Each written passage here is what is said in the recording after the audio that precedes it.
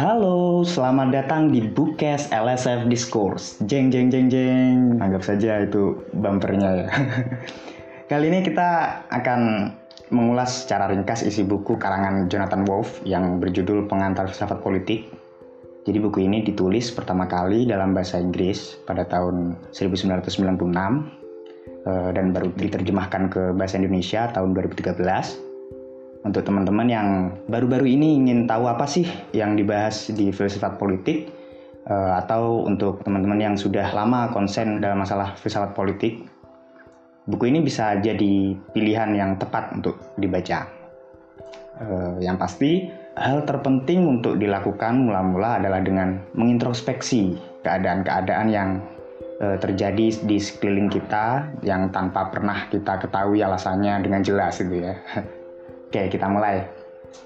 Teman-teman menyimpan KTP di dompet? Nah, kalau iya berarti teman-teman warga negara.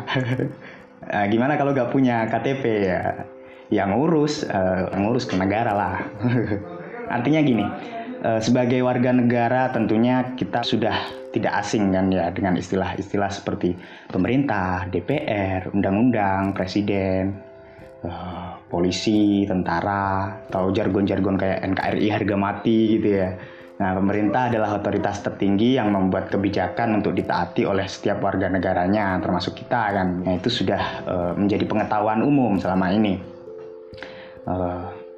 Jadi kalau kita tidak patuh, ya kita akan menghadapi konsekuensi yang menyulitkan.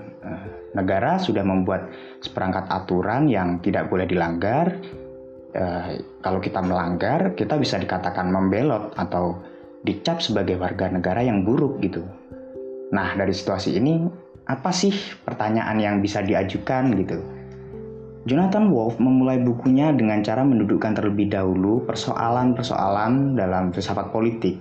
Nah, jadi saat kita mulai mempertanyakan, mengapa negara begitu berkuasa terhadap warganya? Nah, di situ setidaknya berarti kita sudah berada di jalur keheranan yang tepat gitu ya.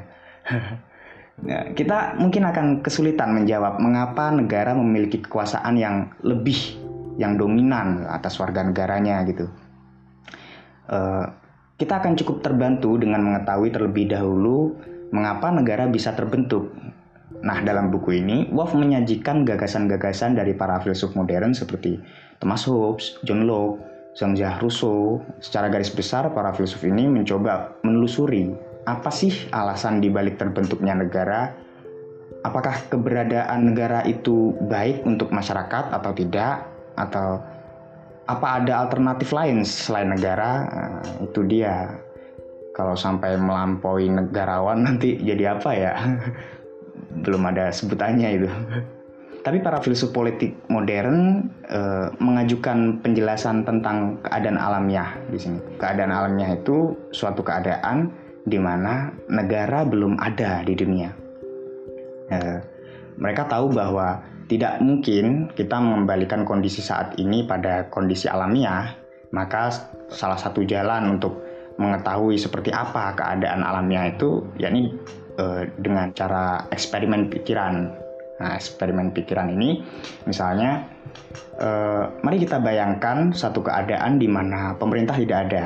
Jadi DPR tidak ada, polisi nggak ada, undang-undang tidak ada, dan seterusnya gitu ya. Apa yang terjadi? Ayo, di sini imajinasi semua orang ditantang gitu ya. Thomas Hobbes melihat keadaan alamiah sebagai keadaan yang sangat kacau gitu. Penuh persaingan, perang, intrik, hasrat akan kuasa, kekayaan gitu ya. Frasanya yang terkenal homo homini lupus gitu katanya. Jadi ketika kita berburu ngejar kelinci gitu ya, bukannya dapat kelinci malah kena tombak teman sendiri. Ya itu permisalan aja. Nah, dalam keadaan seperti ini moralitas tidak lagi relevan dan manusia tidak akan mendapatkan hidup yang bahagia dan aman. Artinya dengan demikian pembentukan negara adalah jalan satu-satunya untuk mendapatkan perlindungan hidup yang tetap gitu. Itu kalau pakai eksperimen pikiran Hobbes. Nah, cara pandang lain diusulkan John Locke. Nah, Locke ini melihat keadaan alamiah secara lebih positif jika dibanding Hobbes. Kalau Hobbes menganggap bahwa moralitas tidak berlaku dalam keadaan alamiah, Locke ini justru sebaliknya.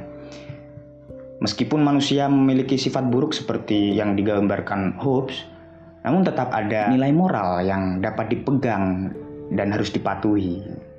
Manusia menurut Locke punya kecenderungan untuk mematuhi nilai moral tersebut, dan setiap orang memiliki hak untuk menghukum siapa saja yang melanggar hukum moral bersama. Namun masalah-masalah administratif seperti siapa yang lebih berhak dan lebih bijaksana dalam memegang kuasa atau untuk menertibkan masyarakat untuk tidak melanggar moralitas, ini merupakan alasan utama mengapa negara kemudian terbentuk. Itu menurut Locke. Ya. Beda lagi kalau Jean-Jacques Rousseau. Rousseau menanggapi keduanya dengan penolakan yang cukup fundamental. Rousseau melihat manusia pada dasarnya digerakkan oleh rasa belas kasih gitu ya.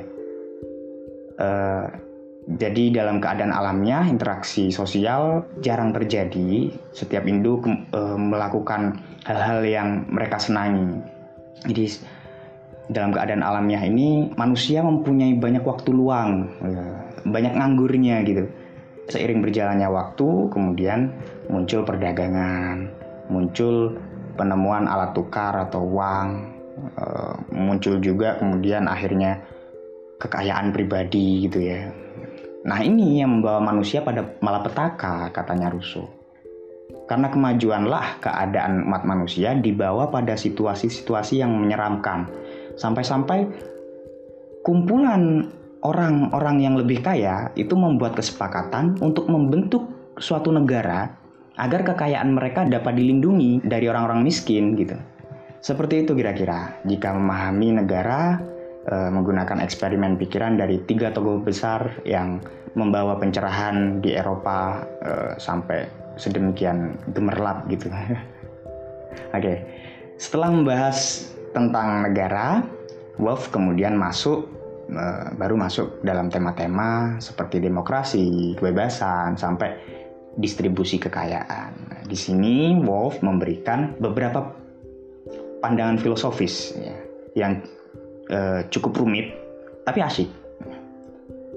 Biarpun gagasan yang ditawarkan oleh sejarah pemikiran politik itu banyak, tapi pada akhirnya kita sendirilah yang punya hak untuk memutuskan dan menilai gagasan mana yang lebih benar atau yang lebih tepat untuk dipakai di era sekarang. Itu dulu ya teman-teman. Buku pengantar filsafat politik ini bisa dipesan secara online di beberapa toko buku. Bagi yang berada di Kota Malang, bisa silahkan mampir untuk membaca-baca buku di Jalan Mertojoyo, Blok B, nomor 1, Kota Malang. Kami tunggu kedatangannya. Seperti biasa, siapkan alat tulis dan buku catatan untuk menandai poin-poin penting dari Wolff nanti. Dan selamat membaca.